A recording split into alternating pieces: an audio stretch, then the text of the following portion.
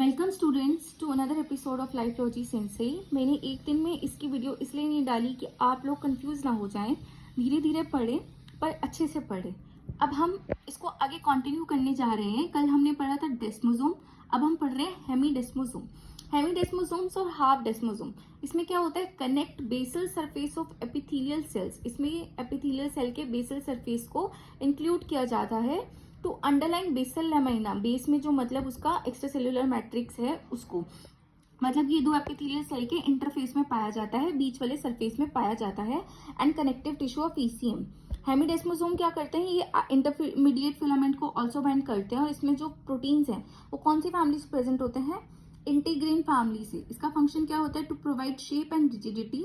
Then we have gap junction. दो junctions के बीच में अगर कोई गैप है तो हम उन दो जंक्शंस को कैसे आपस में कम्युनिकेट करवाएं, इसलिए उनको बोला जाता है कम्युनिकेटिंग जंक्शंस। और इसका जो पोर साइज है वो 1.4 नैनोमीटर होता है।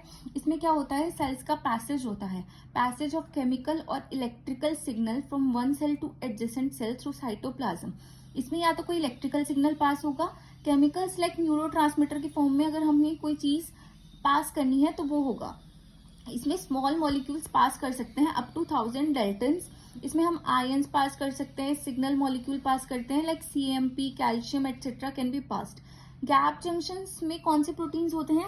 यहाँ पे ऑप्शन ये हो सकता है, गैप जंक्शन को किससे मैच करना है आपको? कनेक्सिन प्रोटीन, अगर वर्टिब्रेट्स की बात हो, या फिर इनेक्सिन प्रोटीन्स भी आ सकते हैं तो आप किसकी बात करोगे? इन इनवर्टिब्रेट्स। बस आपको इतना ही पढ़ना है, इनेक्सिन, कनेक्सिन, और आपको कुछ इसमें करने की नीड नहीं है।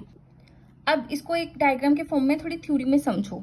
जो दो सेल्स के बीच में टाइटली बाउंड है उसको हम बोलेंगे टाइट जंक्शन। जो दो सेल्स को एंकर करने में हेल्प कर रहा है, sorry students for background noise, जो दो सेल्स को आपस में एंकर करने में हेल्प कर रहा है उसको हम बोलेंगे सेल सेल एंकरिंग जंक्शंस। अब ये जो है वो है चैनल फॉर्मिंग जंक्शन। ये चैनल्स फॉर्म करेंगे, जैसे हम फैसिलिटेटेड डिफ्यूजन में पढ़ते हैं कि वहां पे चैनल फॉर्मिंग प्रोटीन्स होते हैं, तो इसी तरीके से जंक्शंस होते हैं जिसमें चैनल फॉर्म होते हैं, चैनल फॉर्मिंग जंक्शंस। अब बेस में जो प्रेजेंट है, हमने अभी एक पढ़ा था हेमीडेस्मोसोम्स और एक हमने पढ़ा था डेस्मोसोम। ये होते हैं सेल और मैट्रिक्स के एंकरिंग जंक्शन। बेस वाले जो होते हैं वो एक सेल के एक्टिन फिलामेंट और दूसरे सेल के ईसीएम से कनेक्शन बनाते हैं।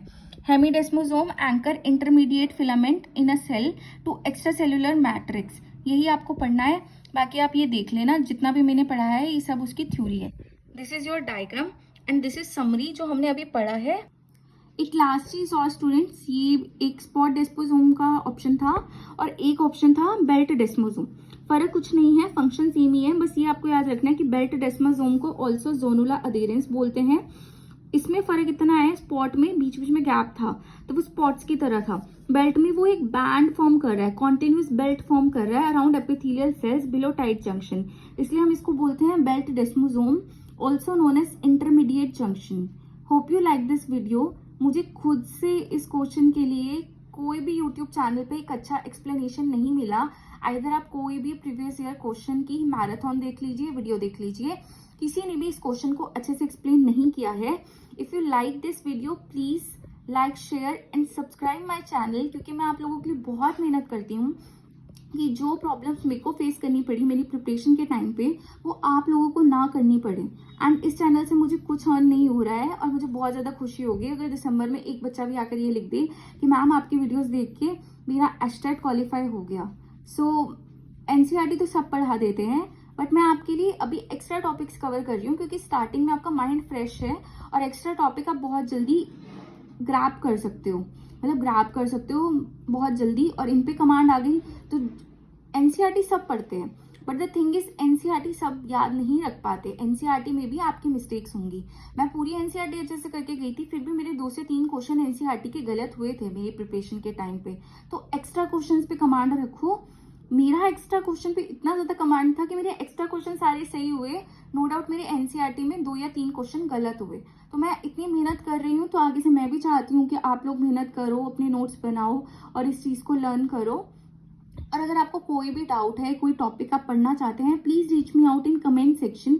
आप में से कोई भी बच्चा कमेंट नहीं करता है, सिर्फ वीडियो देख लेते हैं, बट अगर आपको वीडियो अच्छी लग रही है या आपको कोई डाउट है या कोई क्वेरी है या आप कोई चीज इंप्रूव करवाना चाहते हो, डू लेट मी नो, ताकि मैं आप लोगों के लिए और मेहनत कर सकूं। आप लोगों के लिए तो वीडियोस बना रही हूँ, मेरा तो क्लियर हो चुका है स्टेट, मुझे क्या नीड है दोबारा स्टेट देने की। मैं चाहती हूँ आने वाले टाइम में आप लोग और अच्छा परफॉर्म कर सके। See you all tomorrow in a new video.